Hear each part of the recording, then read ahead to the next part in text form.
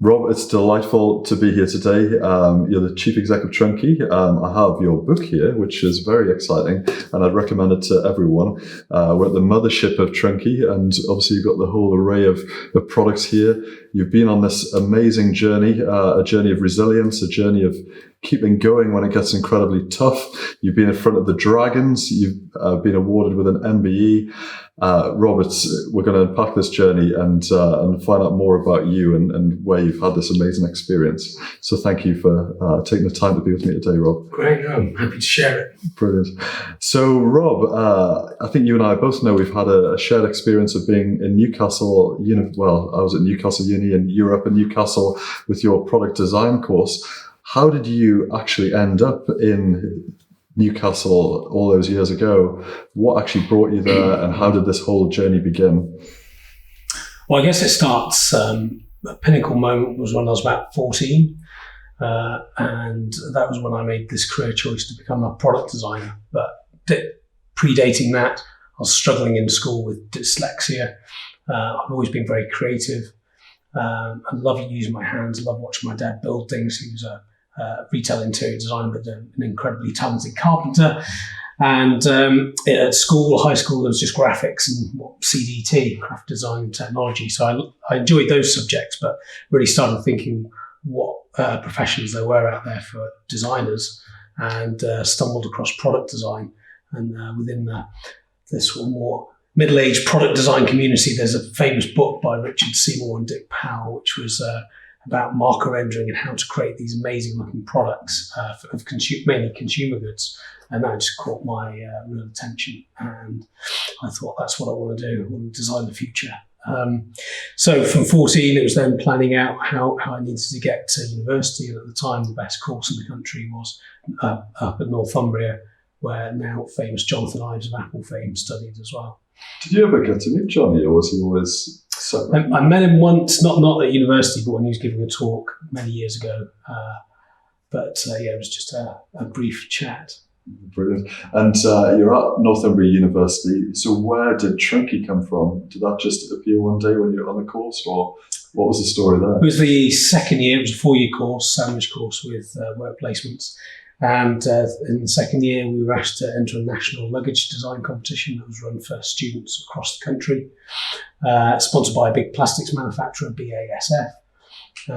And kind of looking for inspiration, I went down to Phoenix in Eldon Square, looking at the luggage section's department store, and kind of remember hard-molded suitcases were quite fashionable, using this new plastic technology in luggage, but it was all black and boring. And I eventually drifted off into the kids' toy section, and was there, kind of almost stood in front of these ride-on toys, reminiscing about my younger brother relentlessly riding his tractor around the garden as a child. And I just thought, well, actually, kids get bored travelling. Ride-on toys use a manufacturing technique that wastes loads of space.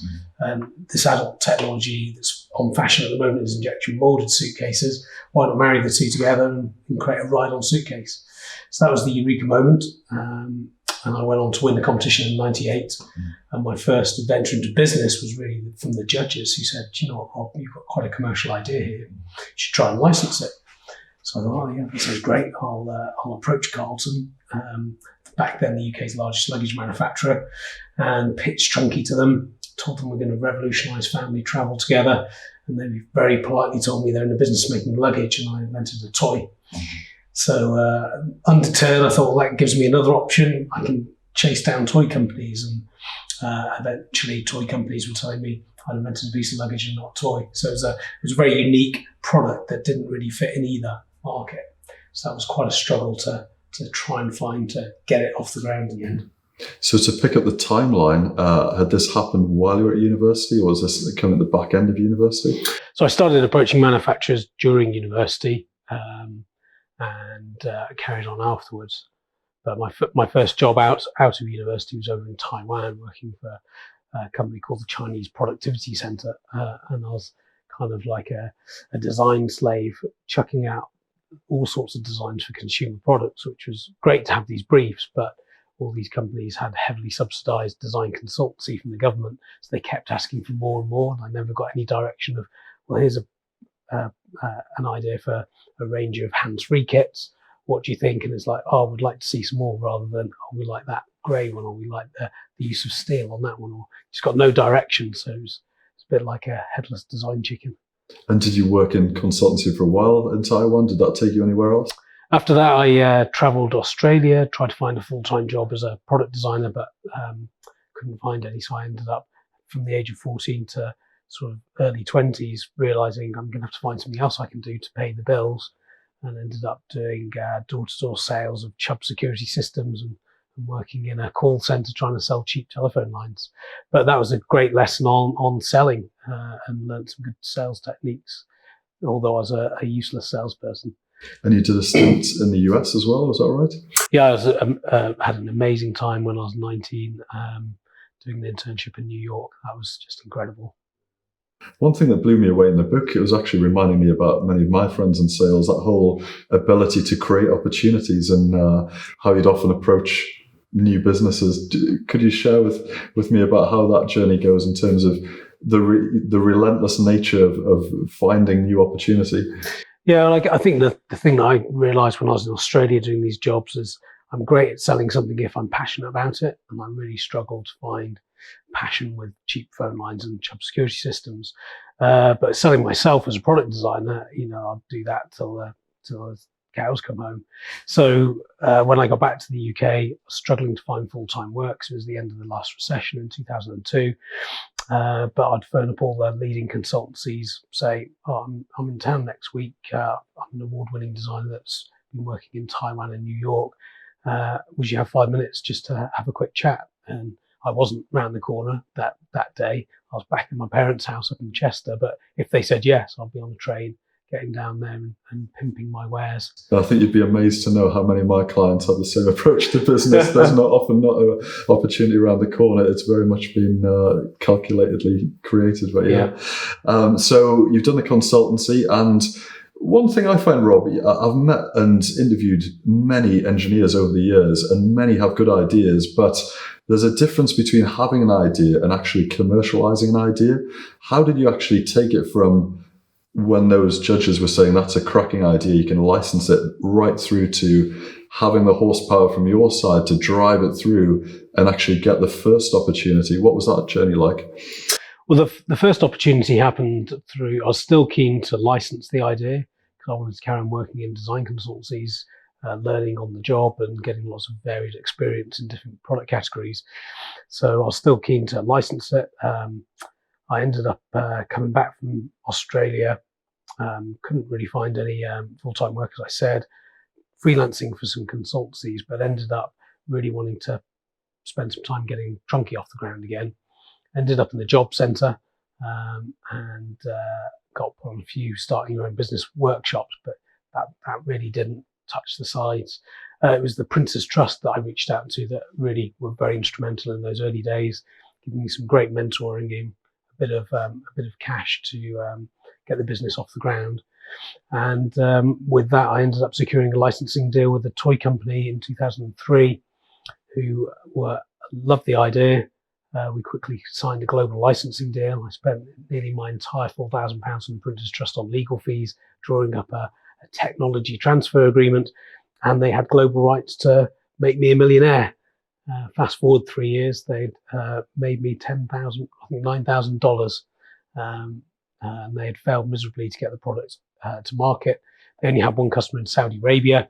Trunki had never been to the UK, to Europe, or even the US. And I was working as a design consultant in Bristol for a really good consultancy. One of my biggest clients was Unilever, working with the brand managers there and learning a lot about the power of good branding. And when I picked up the phone to the licensee who told me they'd run out of cash, I'm going to have to go into liquidation, it quickly occurred to me that I quite fancy having a go at this myself. Clearly, Trunki isn't a toy and it's not luggage. It should be a lifestyle brand pitched to parents and kids. And with that in mind, I quit my job and started Trunki on the 5th of May 2006. So do you look back fondly on that actually happening? I mean, some would say, gosh, it could have been a bit of a disaster and missed opportunity, but was that actually a real blessing in disguise for you? I think a lot of opportunities come out of your frustrations, whether that's frustrations with a product or a service or an experience, and then you you're forced to think differently about it. And my frustrations with this licensing company, the toy company, having never got the product anywhere, I just felt like I was now in the right time, in the right place to have a go myself. And did it pick up at the rate that you'd expected? It's easy when many people start a business, they assume it's a nice linear increase of everything. What was the journey like in the early days of Trunki? Yeah, it was interesting. In fact, in writing the book, I dusted off some old files and looked at my old forecasts for the first 3 years, and actually got to year 3 and year 2, so that's not too bad going, but they were pretty aggressive numbers. And the split of sales as well was quite interesting, what I was thinking back then. But it's I guess at the time I was just driven by wanting to get my products on the shop shelf. It wasn't so much about achieving those numbers. I'm not that financially driven. It's just about getting your products out there. And then the product ended up getting out there through international sales. First of all, with the Museum of Modern Art in New York buying Trunki, that was my first customer. Getting interest from Japan and Australia, signing up distribution deals over there before I really got a foot in the door at the high street, because the high street was still saying, go and see the luggage buyer, go and see the toy buyer, go and see the apparel buyer, and no one wanted to take the product on. And my first big break into retail was after Dragon's Den had aired. I finally got my foot in the door with John Lewis in the luggage department and pitched Trunki, and they loved the idea. I think at the time they were just going to do a trial, but someone must have made an administrative mistake, and we rolled out into all their stores, and we could not keep up with demand for the next 3 years. I say we, it was me at the time, it was me on my own. But that's an unbelievable story. Just while we got there with Dragon's Den, I think everyone remembers that event fondly, with Theo Pafitas really trying to rip off the buckle off your and strap off your Trunki. But could you give us an insight into how that experience went, Rob? Because that was quite painful to watch if you were, but probably even more painful for you. Yeah. I mean, that story kind of started with my Prince's Trust mentor actually emailing me, who I was still in contact with, saying, I've just met the researchers for BBC Dragon's Den. Only 2 seasons had aired, but I was an avid fan and really liked it. And thought, yeah, that sounds great. I need money, I need mentoring, and I need marketing exposure. Certainly got one of those things. So I emailed the researchers. Dragon's Ride on Trunki was the subject, and they were already halfway through filming season 3, so they rushed me through screen tests and everything, and I ended up getting on and pitching Trunki. This was 2 weeks after my first stock had arrived in the UK, so I still didn't have a huge amount to shout about, but I had engineered, manufactured, and brought a product to market. And yeah, went up the stairs, thought there's no way one of these dragons isn't going to want to invest. And Richard Farley, the Aussie guy with the big floppy hair, he was my target because he had some toddlers. And I joked with him that he still needed to use Trunki, even though he travels by private jet. And the pitch went perfectly. At one point, the Trunki ended up at Theo's feet, and he realised that if you tug the strap really hard, the clip that holds the strap on bends, and he just yanked it as hard as he could. It popped, and everything kind of unfolded into pure car crash telly. It was really funny to watch that, because, from a viewer, you were looking at it thinking that is a really good product. And I guess as a past design guy, I'm looking at what Theo's doing thinking that's a bit mean, because they are things that can be corrected quite easily without giving the product such a hard time. But even your experience, what on earth were you feeling in your heart when, you'd been on quite a journey to get to that point. Was it just thoroughly deflating being in front of the camera? It was frustrating that they just, the big pitch for me was, I've got a brand, not just a product, but it's a brand. And they joked, so what, we've got Donkey, pointing to Duncan. So they didn't get the brand. Peter Jones was lambasting me about how quickly he could copy me. He said he could get a same product made in China in the market within 3 months, which was complete nonsense. And I was just, what am I talking to these guys about? They don't seem to get it. So I'm just wasting my time here. So I left more downhearted because it was going to be on the telly rather than the treatment I got from the Dragons. How did you feel walking down those steps? Well, I felt pretty numb. And then when my senses came to and realised that this is going to be on national telly and I'm going to get pulled to pieces, that was quite worrying. But I just thought, well, look, that's going to happen in the future. I can't influence that now. I just got to carry on with the business and and keep doing what I was doing before. And you went home that evening. Did you think Trunki's going to bounce back from this, or do you think actually this is pretty horrendous? I spent a few hours thinking this isn't looking good, but then it's can't control it, can't do much about it, put it in the back, focus on the future. And that's the thing that always fascinates me about you, Rob. Every time, whether it's coming out of university with an idea, trying to get it to market, getting knocked back from the dragons, but then you're back on your horse again. What did you do after that, after, collecting yourself after a bit of time? Well, I had a slightly bigger challenge to get through, and that was a couple of weeks before the peak of the summer travel season. This was pretty much 9 years from idea, now had stock, now had a peak summer sales season coming up. And it was the height of the terrorist threats. I think the German World Cup was on, and I kind of got home from checking all my inventory in the warehouse, sat down on the sofa, turned the telly on, 9 o'clock news. The journalist was telling us that the liquid bomb threat had been foiled and there was this big plan to blow up planes in the sky. But as a result, the government's banned hand luggage. What did he just say? And the government banned hand luggage, very product I'd invented, was banned from its primary use. So that required a bit of creative thinking to try and overcome. But again, for many people, they may think, "Gosh, my whole idea's just gone out the window." That is predominantly whole luggage where, it's what were you thinking when that was happening? Well, I tried to talk to the airlines and to the government and the Department for Travel and Trade and stuff, but I mean, that was just pointless really, because no one was really going to change their mind based on my opinions. So I quickly learned just to control what I could control, and that was, Trunki, all my marketing materials about air travel. So let's talk about staycations, let's talk about using Trunki in this country. And also, I had complete control over my overheads, so shut as much as I could down, all the outgoings, and just try and ride the storm. And the storm only lasted sort of 6 weeks. I mean, when it first started, you got no idea how long this is going to go on for, but it's batten down hatches and just ride through it. Fortunately, I was exporting at the time and actually had a couple of international orders that still went ahead because it only really affected the UK and the US. So there it was really about look where the green shoots are and just chase those down. And for those that may be listening to this who've never actually built a distribution network, how hard is that to actually physically engage with the market and get your product out? I appreciate it's changed with the world of e-commerce, but what was it like then? Well, back then the main game was FOB China. So it's made in a factory, but you're selling full container loads to large customers or distributors around the world. So you never get to see the goods. And it's actually quite a nice, smooth way of doing things. So you go to trade shows, you employ sales agents, whatever it is, to get those deals, and it's container loads going out of the factory, FOB, and you get paid for that. You make a smaller margin than you would if you're selling to a landed good in the UK, but it's volume and it works quite nicely. So that cash generation was really useful for the business in the early days. More recently now, retailers just won't commit to large holdings of inventory and push that onto you. So the 3 sales channels I started off with was the FOB export business, and then the UK wholesale business, which was bringing in containers, holding that in inventory and selling it to the likes of John Lewis, and then my e-commerce business, which was a very fledgling. Back then, 14 years ago, you had to get a custom coded e-commerce platform site. You couldn't just get Shopify off the shelf. So it was trading that as well. So yeah, that was the kind of how we started off. And today we still do that, but the splits changed quite significantly. It's a huge focus on e-commerce now. And our distributors and our retailers.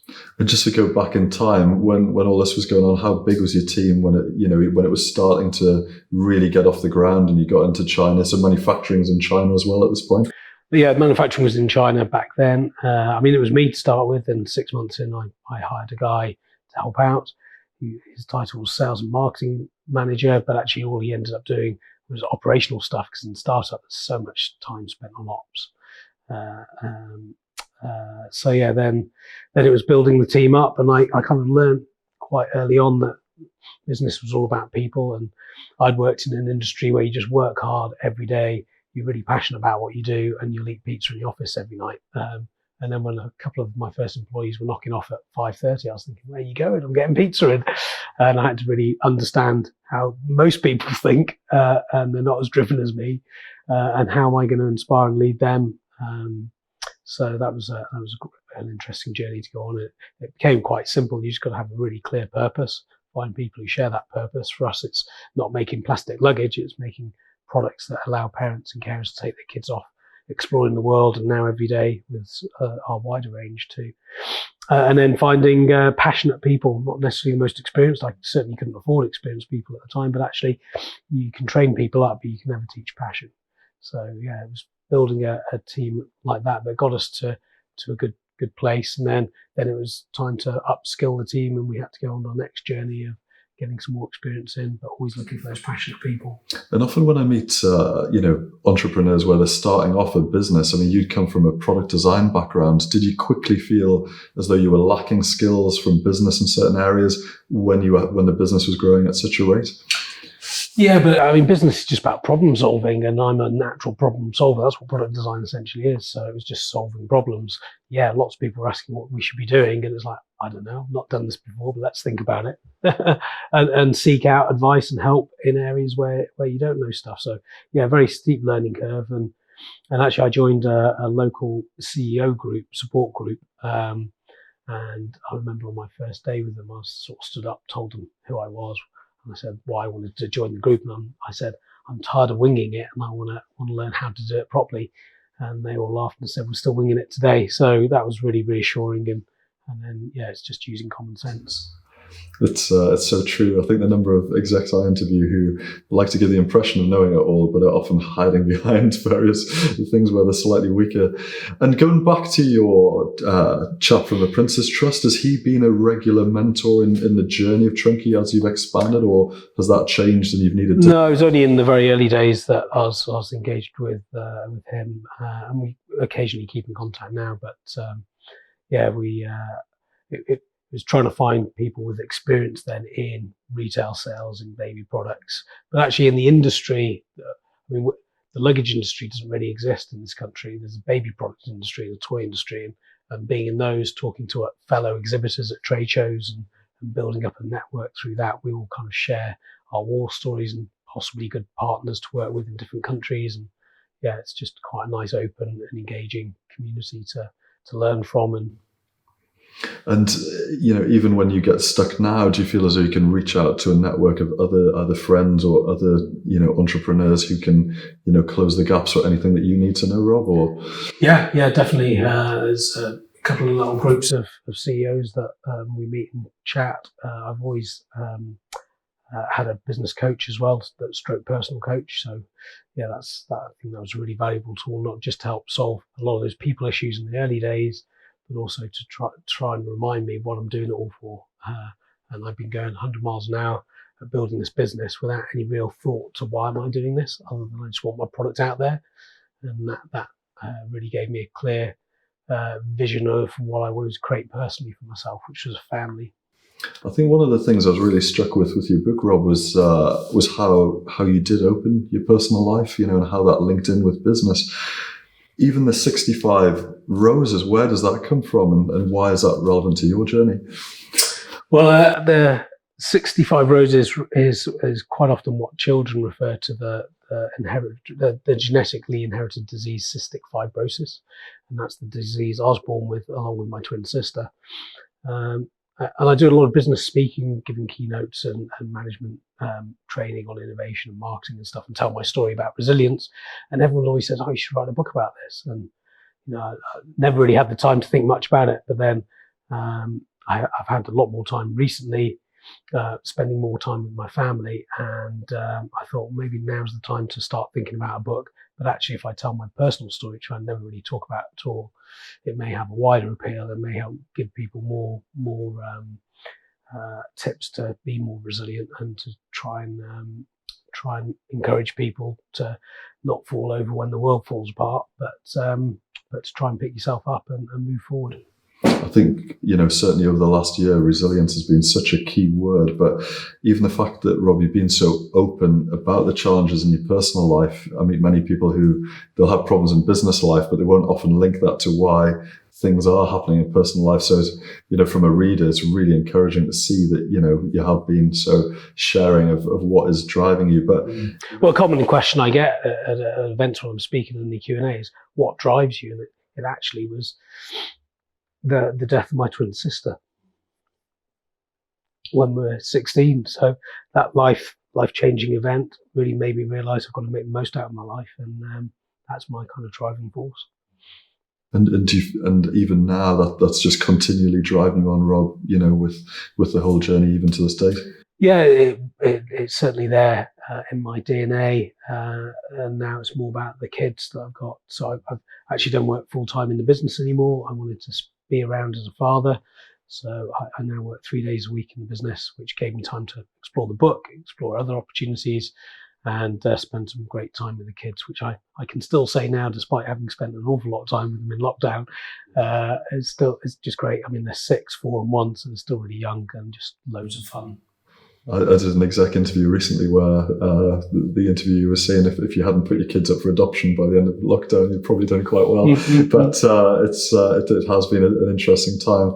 Do you feel like you're getting greater headspace and greater clarity of thought with not working 5 days a week?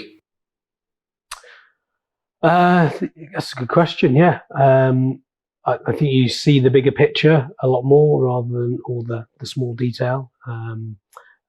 And it's allowed me to really focus on the areas where I add the most value, which is around marketing and product development. I'm really interested in commercial strategy and e-commerce, so really helping guide the business through to the new digital strategies we're implementing. So yeah, definitely gives you more headspace, and you can be a lot more creative with your thinking. And do you feel quite supported from home life? Are your kids and your wife behind the business? Do they embrace the hard work and the long hours that it takes to get behind the journey? Well, the kids haven't really seen those long hours because I kind of started shifting from when my first was born into more time at home. But my partner was actually, she joined the business for a short while and ran HR and customer services. So yeah, she knew the business pretty well back then. It hasn't always been easy, Rob. I've read in the news about times where you've had people copying your products, and those experiences, what actually happened for real from your side in terms of people trying to go after other variants of Trunki, which aren't clearly your product? Mm-hmm. Well, I guess the first one was about 3 years into trading, and our Spanish distributor sent me some photos of this really odd looking suitcase, which had horns on and wheels, but it was grey and had a zip, so structurally wasn't strong enough for a child to sit on. And clearly someone in China had seen a Trunki but not actually got what it was, and just created a piece of luggage that looked like it but couldn't function as a ride-on toy. So that was quite funny. But then the floodgates opened, and we've had over 50 lookalike copies now of the Trunki. But you hardly see any of them because they all just copy the concept of a ride-on suitcase, but no one can copy the brand. So they just come and go. Were you able to protect any of it in the early days with IP? So the brand's obviously protected. That's heavily protected. But from a product point of view, you can't really patent the concept of a ride-on suitcase. You can patent how the wheels attach or the catches. In fact, we have some very clever catches. They have a patent, but they don't stop anyone creating a ride-on suitcase. So realizing I couldn't really get a patent for the product in the early days was actually really good, because I could spend all the available cash I had, which wasn't much, on marketing rather than on legal fees, getting protection. But I knew it was a bit of a game, and I would get copied. So I also protected the shape of the product using what's called a European design registration. And in the early days, all the copies looked exactly like a Trunki, because no one had ever thought of this before, and no one could think, certainly the people who were copying us couldn't think of a better version. So that was really easy to get those stamped out of the market using this design registration. And then they kind of started morphing, and I liken it to kind of Trunki's inbreeding around Schnovel. So these weird looking contraptions started coming out that looked a bit like a Trunki but looked really ugly. So that was funny too, but it was a bit like whack-a-mole. We started in the early days, it was going to these trade shows, certainly out in China, walking trade shows, getting local lawyers involved, walking shows with them and getting these copies taken down. But then it moved more online, and it was trying to find all the stuff on Alibaba, Taobao, Tmall. But it's moved digital now, so it's all outsourced to what's called an online brand protection agency, and their software and algorithms spot the copies and get them taken down. But for a while, I was just on this system on Alibaba, just spotting these guys, trying to get them taken down, then to pop back up again and try and get them taken down again. It was just like whack-a-mole. It must have been pretty crushing though the first time you actually did see a copy. How did that feel when you, even if it was a NAF copy? Yeah, it was more about if someone was going to buy this thinking it was a Trunki. That was my real anger, because it was everyone else has much inferior products because we're on our Mark 5, so we've iterated 5 times to deal with all the customer needs and stuff. So these are poor quality products that just don't do what they should do. And if someone buys this thinking it's a Trunki, then that's brand damage. So that was the main frustrations I had. And then the story in the book is around our big legal battle that took 3 years, cost £1 million, and went all the way to the Supreme Court, highest court in the land. Couldn't have taken it any further because we asked them to defer it to Europe, but they refused. And I lost. And this was on a product that looked incredibly similar, although very slightly different to a Trunki. And that was very frustrating and deeply demotivating for a period of time. But again, it was like, I've lost, I've hit the end of the road, there's nothing more I can do. So I've just got to put it behind me and focus on the future. And we were manufacturing in the UK, so we had that to shout about. And this product was really poor quality. They'd done a big deal with Tesco's, who fine you an awful lot for return products. They must have had so many returns. Anyway, you can't see this product in the market. A year after the Supreme Court, the product wasn't in the market anymore. And it wasn't because we'd won, we'd lost, but they just had a really bad product that was a commercial flop. But you won to start with before it went. Oh yeah, so we discovered that I discovered this product in Nuremberg Toy Fair in 2013. My sales director came and said, "I've just seen a Trunki on another booth." So we went and had a look. Got in contact with my lawyers, who got in contact with some German lawyers, and we got a letter written up overnight, presented it to them the following day. Please take your product down. It's infringing our design reg. And they did. And then a few weeks later, it was the spring fair at the NEC in Birmingham. And my sales director was there and said, "I've seen those guys, I won't use the word, but I've seen those guys again." And sent them another letter, and this time they refused. And my lawyers were saying these are constant rip-off merchants. They're always ripping things off. So if you want to send them a sled, you're going to have to be prepared to back it up and take it the whole way. So we did. We got a European injunction on them. We took it all the way to the High Court, and we won in the High Court, which was brilliant. I thought that was it, game over. But they appealed on a technicality, which is a ridiculous technicality. I mean, my line drawing, my drawings were CAD renderings, which were in grayscale, and they thought that should have been interpreted differently to line drawings. Nonsense. And they overturned it on a technicality, and then they won an appeal. We thought that was deeply unjust. Ran a big PR campaign with celebrity designers like Sir Terence Conran and Kevin MacLeod to sort of champion British design rights and how this was really muddying the water. And we got our day in the Supreme Court. We actually had the Intellectual Property Office stand up on our side, tell the Supreme Court judges that the ramifications of their decision were so great it should be deferred to Europe. But this was a couple of years before Brexit, so it might have, in hindsight, been red water symbols. Yeah, indeed. And have we seen any other negative things happening as a result of that action? That has anything else impacted other designers or that you know of so far? Yeah, it has had a detrimental impact into the understanding of what your design rights are and how they can be defended. Yeah, sadly. That's not good for UK design and manufacture by any means. But again, with this story, Rob, I have a feeling that you won't have been beaten down and just rolled over and said, "That's it." I can't think what it must be like getting a massive legal bill for to pay someone that you don't even like. But I assume you bounced back. Where was the good that came out of the case of taking it right the way to the High Court? Well, the whole time I was very keen to talk about this openly, and actually the press really picked up on it because brands don't tend to talk about being copied. It's a bit like your dirty laundry. So we got loads of column inches following the whole story all the way through for 3 years. And the day we heard that we had lost and it was publicly made available, we ran a story in every single national newspaper with a full colour picture of our product from our stock photography, not their product. So we got a huge amount of marketing exposure on the back of it. Although we had lost, we we spun the title to talk and try and keep that conversation going about the design interpretation and how that's going to affect the design community. So actually there was a bit of a silver lining, and our rate of sale increased year after year after year throughout that 3-year period. And where are sales now in terms of combined sales for Trunki? Well, I think it's 68% is now export, so we're more international than we are domestic. And we manufacture in the UK, so that was another project back in 2012 to reshore production. Hugely frustrated with really long lead times from China. And when I first started, it just didn't make sense at all to manufacture in Europe because the exchange rate, I think, was $2 to the pound, but then that slid. And it started becoming more obvious that it might be cost effective.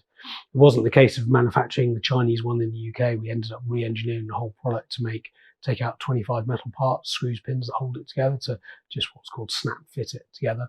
So we streamlined the assembly process that also brought down the cost.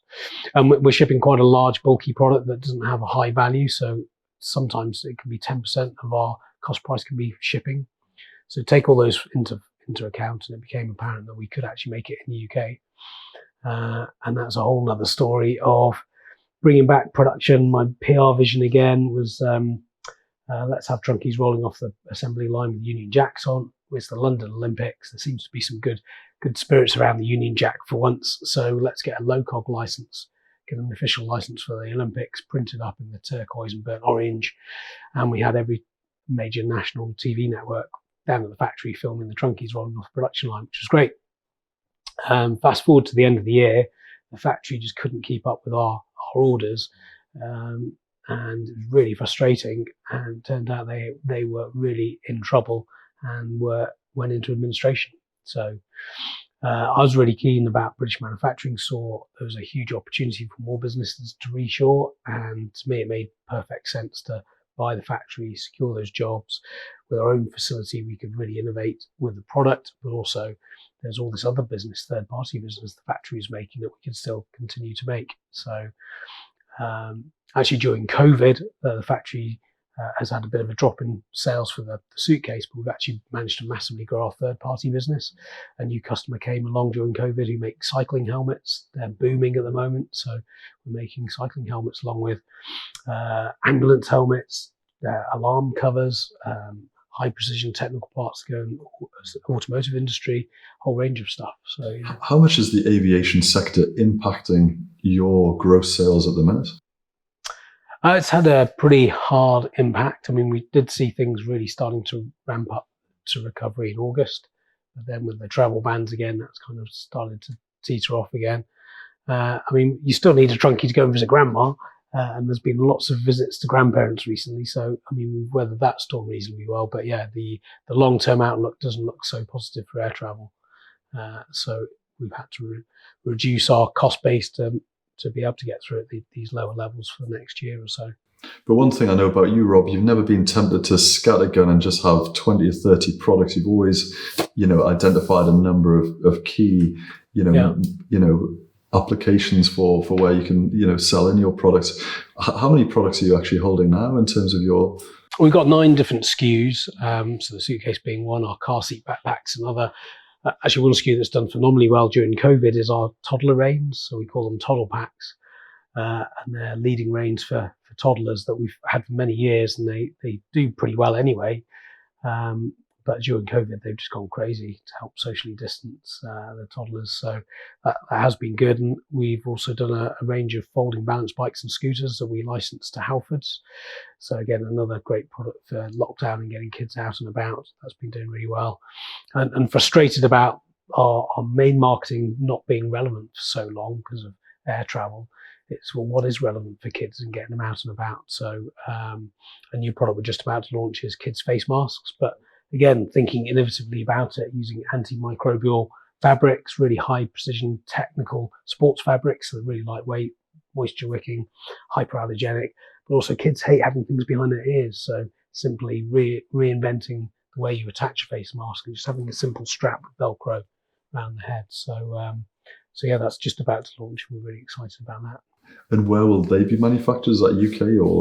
No, they'll be made in India, but taking this antimicrobial concept, we're also launching an antimicrobial trunki that's treated with the silver ions that basically kill and prohibit growth of bacteria. And that's going to come out in the shape of an ambulance trunki. So that'll be out next month as well. We're chatting a lot to companies who are looking at reshoring with just the changes in supply chain. Have you found that it's actually cheaper by doing it in the UK or with higher labour rates? How does it actually stack up compared to China? Well, there's a lot of automation, so lots of robots doing a lot of the work. And if there isn't a huge amount of assembly, it can be well worth looking at. Then also, if you're looking at more advanced printing technologies, I mean, for example, we use what's called in-mold labeling to create our graphics on the trunki. So it's not printed, it's a full label that sits in the tool during production. So it's very cost effective to do, and you get really high quality graphics. That's something we can do in the factory, a lot harder to achieve overseas.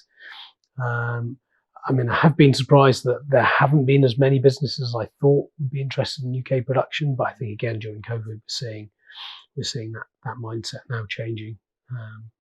And again, Rob, at this point in time, I mean, it's been like word of the year, pivot, but everyone, keeps talking about pivoting their business. You're in a situation where your markets are changing. What is your mindset now in terms of looking ahead? Are you feeling optimistic or?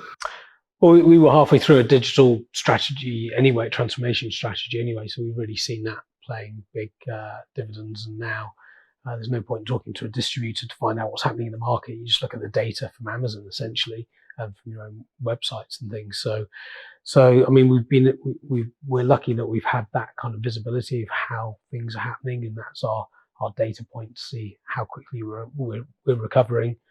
But yeah, I think as it's almost like a forest fire, isn't it? I mean, a forest fire comes along and destroys an awful lot, but then from that come new seedlings, and we're absolutely going to see the next unicorns like Facebook and these kind of guys coming out of COVID in a couple of years' time. So it's a ripe ground for people to reset, rethink, and hopefully there'll be more ethical businesses coming out of this and more sustainability.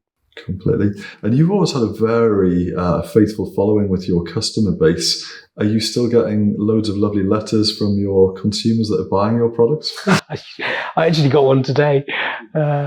Yeah, so a little girl had drawn and designed a trunki for older kids. So that was really nice. But yeah, I mean, obviously investors want to talk about EBITDA. I just want to show them how many pictures I've got of kids having birthday cakes made in trunkis. I mean, that's the real brand value.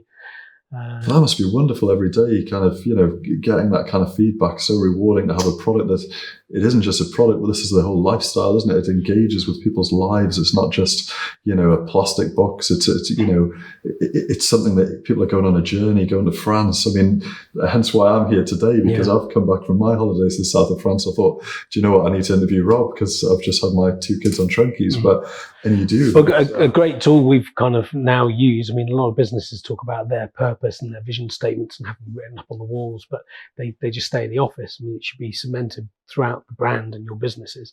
It should just ooze what you are. And actually, Instagram for us is the perfect platform to share that. So our curated Instagram feed is all about kids using our brightly coloured products, exploring the world, having fun. So that's a real nice focal point for us to really be proud of what we're achieving and to share it. Oh, completely. Rob, just thinking about other things in your journey, you were kindly awarded with an MBE.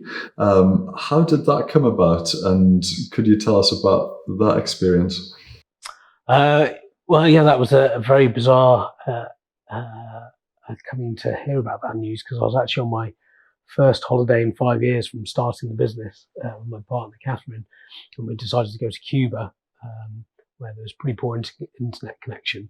And I had a message from the government trying to get hold of me, and I just couldn't find out why. So the mind starts racing. Is it tax? No, I pay all my tax. Is the bookkeeper a bit dodgy? What's going on? And I finally managed to get this message, and it was they were asking if I wanted to receive an honour from the Queen, which was very nice. but I didn't really think I deserved it. I did think it'd be a nice day out for the family. It was just something I never really thought much about over the coming years, but now actually really recognise that it's a very nice accolade to have. And even the experience of the awards ceremony and going to meet the Queen, how did all that unfold? Yeah, so going to meet the Queen, thought it'd be a nice occasion for the family, and Mum bought a new hat, but I thought, well, the Queen's got corgis, I reckon I can make a Trunki look like a corgi. And the tiger Trunki, typically I convinced him to wear a fur coat, and I towed him along it was at Windsor Castle, and we were shown around Windsor Castle, and I thought it's probably the wrong idea to take this up and present it to the Queen, because I might get shot. So it stayed in the audience, and I had a nice little conversation with the Queen. And a bit later on, we're walking around the castle gardens, and I spotted the Queen's dog walker in the distance with corgis. So I ran over with my corgi Trunki, and we got some great photos that we posted on social media, and they did really well. Fantastic. So a wonderful experience all around here. Yeah. Are you still selling those Trunkies, or are they? Oh no, it's just a one-off.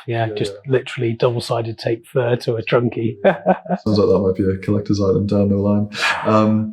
Rob, just looking back on the journey then, so, because that's amazing. You've taken a product from university, really hard to get it into the market, to actually commercialise it.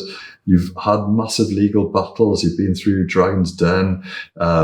Obviously, there's changing markets at the minute, but you're creating new products.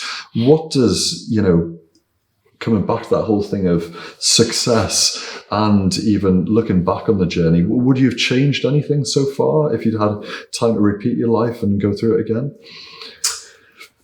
I often get asked what's my greatest mistake, but I kind of think you just learn so much from your mistakes that if you didn't make them, you make different ones. So would I change anything? Probably not. I mean, Dragon's Den couldn't have worked out any better in the end.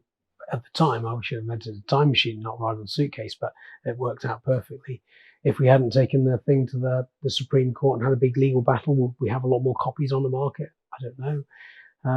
You just go through life and you learn, and things work, things don't. You just got to try the best way to navigate your way through. And I think it's overcoming challenges that really help you grow as a person. And also I found that with my team as well. It's been hugely demoralizing for the team to go through some of this stuff with me. But actually we grow and we get through it, and we build our resilience. And actually going through COVID, it has been a huge challenge for us, but we've got quite a resilient team. Completely. I feel like, and I've chatted to a number of business owners that are talking about the value and the strength of the team, the resilience, and actually the fact that your good eggs are around you and that they take you through, and you look back and think, gosh, I have got some phenomenal people around me, and that's obviously the core of your company, isn't it? In terms of the next few years, looking ahead, what would be an amazing achievement for Trunki? Have you got big plans for where the business is going to go? Well, it's kind of exciting. The balance bikes and scooters we did with Halfords are about licensing. So rather than manufacture the products ourselves and try and get them to market and sell them, we've got someone on board to do that for us. And it was really just focusing on the customer proposition and the innovation around what become a fairly commoditized product. So doing more of that, licensing the brand out a bit more laterally is definitely an area that we're pretty excited about. And there's still some markets that we need to conquer. China, America. We were doing really well in France and Germany, still are within luggage. But yeah, there's still more to go for. Why are they so hard to crack? America is hard to crack because we just think it is the same kind of country. It's the same culture, but it's just so not. It is so different, and it's so far away. So yeah, it's very culturally different. I mean, we have had a huge amount of success in America just being on Amazon, but we did try and set up our own office there and try and supply a whole load of different retailers. But the costs involved were just phenomenal. So we pulled back. We must have had 100 business plans for America that we kept iterating. And certainly at one point I was like, well, we're going to lose money for 3 years. We're not going to do that. And actually e-commerce has really evolved and allows you to get into some markets and try and invest in some marketing tools to build brand awareness. It's interesting you talk about America. I was chatting to one of my friends recently how they had to turn up to their school to present a check because even for their school, they're not up to the times where they still need, formal written checks for payment. And you're right, it's a million miles back in other ways. I actually licensed Trunki to a large toy company back in 2010 to take Trunki to America because I didn't have the time or resource to do it. But they, the big learning there was, although they're a big, very big toy company, and culturally there was a good fit with our visions and things, but they were so well known in America, and they just did commoditized products that sold on price, like building blocks and things. And I said, "Oh, introduce me to your marketing team." We haven't got one. I mean, they're $300 million turnover business, and they didn't have a marketing department. Well, Trunki needs some marketing. Oh, okay. Well, we'll get someone in to help, and they need a lot more marketing clout to make it work. Sales of 4 million Trunkis globally today, is that correct? Last time we counted them up, which was probably almost a year ago, but over 4 million to date. And it strikes me that these Trunkis might still be operational. Do you know how many actually die out versus how many? Well, we are really proud of the quality we can achieve with the products. We offer a 5-year guarantee, which is roughly the life cycle of a 2-year-old getting a Trunki up till 7. But then after that, I mean, lots are sold on eBay, but we always try and champion keep it as your childhood memory box, keep their old uniforms and postcards and all those kind of keepsakes you used to keep in a shoebox in the Trunki, because actually the child forms such a strong bond with their Trunki over that time period that it's a great keepsake. So it keeps getting used. So sales are going to keep growing through e-commerce or through your distribution networks. What else? Have you got any other challenges or things that you want to achieve in life, even inside or outside of Trunki or with family? Well, it's great just working 3 days into the business because it gives me time to do other things. So I mentor a few small businesses, do the book, do some speaking work and kind of motivational work. And it's just now kind of just having a go at a few other things and not being completely tied down with this business. So fantastic. And just for anyone that's never written a book, how hard is it actually to compile a book? Well, a bit like the Trunki story, came up with the idea of the book. It's not a business how-to, and it's not so much of a famous business person's memoir because I'm not famous. But the publishers, that was the feedback. We either want a business how-to but you can't do a memoir because you're not famous enough. And I wanted to blend the two and also use storytelling as the main engaging sort of flow through the book. So big believer in storytelling, and really wanted it to be more like a page turner, like a piece of fiction rather than a dry, boring business book.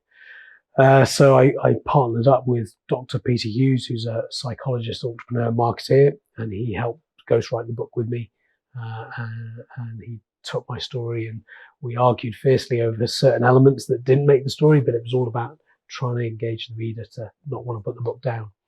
And Rob, if you weren't doing what you do with Trunki, if you could have had any other career where you didn't have to have legal fights and copycats and anything else, what would you have done? I don't know. I think I might have been an architect. I'm really, as a kid, I was always building dens. My dad actually built the house that we grew up in.